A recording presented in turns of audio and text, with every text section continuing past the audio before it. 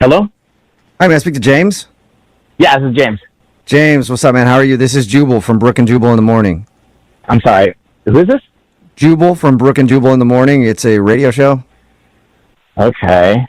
Okay, Right. so do you know? Have you heard the show before? Or I don't think so. I'm sorry. This is a radio show? yeah. What can I do for you? Well, you could listen once in a while. That'd be cool. But other than that, we actually got an email about you from one of our listeners. Wait, what? Yeah, we do a segment on our show. It's called The Second Date. So we got an email from a girl named Louise. Uh, Yeah, I'm gonna say you probably remember going out with Louise. I do remember going out with Louise. Yeah. And Yeah. she told us about your date. She says that it wasn't the best representation of who she is, and she wanted to not only apologize, but say she really liked going out with you and would love to get another opportunity. So she's doing it on a radio show? Yeah, I know. It just sounds like she doesn't make the best decisions, but we do a lot of these. And she said that you wouldn't answer her phone calls. Like she had tried to text you and apologize, but she got desperate, basically. Yeah, I've been just trying to avoid that whole situation. Yeah, I can understand that. She did tell us about your date. I would love to hear from your words, though. What'd you think of Louise? I kind of felt bad for her. Oh, really? Why? You know, like maybe she needed more than I could give her What do you mean? right now in my life.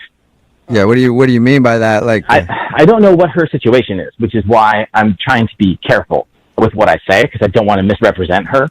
what do you mean what her situation is? Okay, so I show up to brunch, and I like a brunch date because it's a lot less pressure, and it's during the day. Uh-huh. You get to sort of see people when they're just being normal. And so she shows up, and she looks like she has not gone to sleep. She Right. basically didn't go to sleep all night. Yeah. Right. She smelled very strongly of alcohol, and she was pretty disheveled. And I don't think people need to dress up for a brunch date, but I can't really explain it. But it was like the farthest away from being dressed up you could possibly be. The farthest away? Like she barely put on clothes? Yeah, I mean, no, she had clothes on, but it looked like maybe she had them on for a couple of days.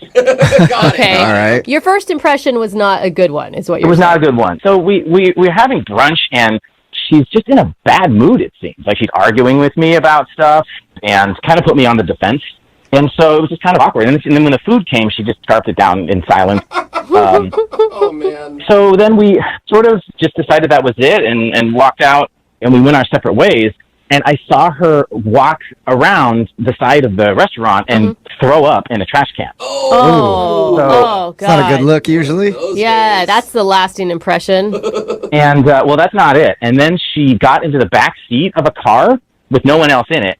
And I think just, laid down in the back seat of the car. What? And so that's why I was like, does she live in her car? Maybe that was her house. Yeah, her house was just Homeless. parked in the parking lot of the restaurant. Oh, no. Yeah. And so that's why I'm trying to be sensitive about it because I don't know if she Oh, is homeless.